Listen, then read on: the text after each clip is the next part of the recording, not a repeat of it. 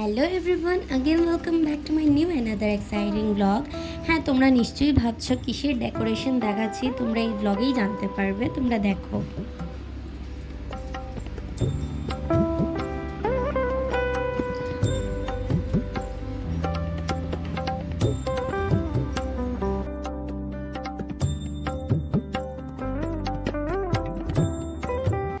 So এইখানে সব কিছু প্রিপারেশন অলরেডি রাখা। এইখানে সব মেয়েরা বউরা সবাই মিলে আলতা পড়ছে, আর কিছুজন মেহেন্দিও লাগিয়েছে।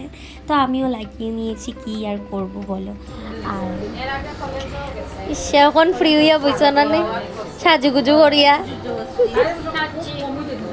দেখা যান না তো। ও আচ্ছা, নেল পলিশ আর পাওয়া আলতা উলতা লাগাইয়া। আর এইখানে আমার ভাইয়ের ছেলে মানে কুট্টু মোনাকে নিয়ে আমি ব্যস্ত গাইস। এখন রেডি আমি। শাড়ি এই ইয়েলো একটা প্লেন শাড়ি লাগিয়েছি, আর তার সাথে এটা আমার ব্লাউজ।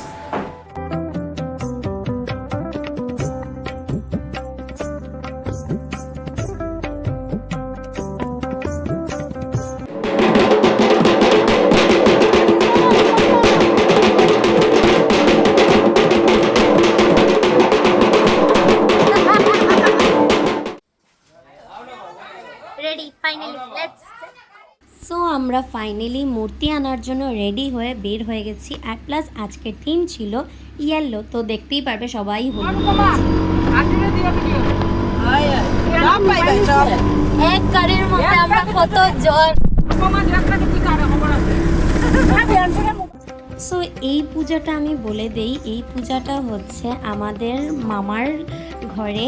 আর এইখানে দেখো এত সুন্দর একটা মূর্তি দেখেছি, মানে একদম কি বলবো। আর এইখানে ঢাকাই সাজের পুরো বিশ্বরী মা, অনেক ভালো লেগেছে। আর এইখানে আমাদের মূর্তি, আর একটু চোখটা ঠিক করা হচ্ছিল, একটু প্রবলেম হয়ে গেছিলো তাই। আর এখানে দেখো প্রচুর হলুদ দেখতে পারবে, আর এটা আমাদেরই টিম। আর সব মেলুকরা ইয়েলো শাড়ি পরেছিল, ছোটোর থেকে বড়। আর ছেলেরা তো ওদেরকে বলেও লাভ নেই, ওরা কিছু শুনবে না। আর এইখানে দেখো গাড়িতে উঠানো হয়ে গেছে মাকে।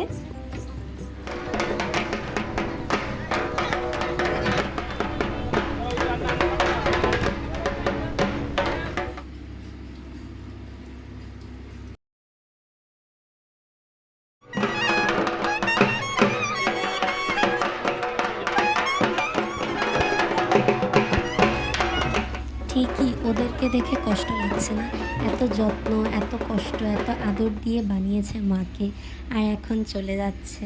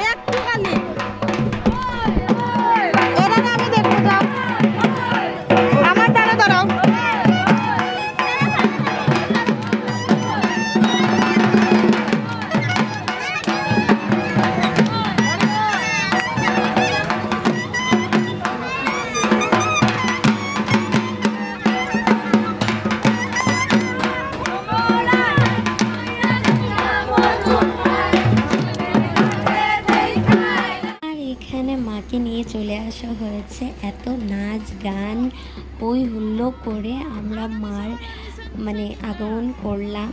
তো এখন এই মাকে এত সুন্দর করে পুজো করা হবে, নেক্সট ব্লগে নিশ্চয়ই দেখাবো। কত সুন্দর না চেহারা খান, এত মিষ্টি।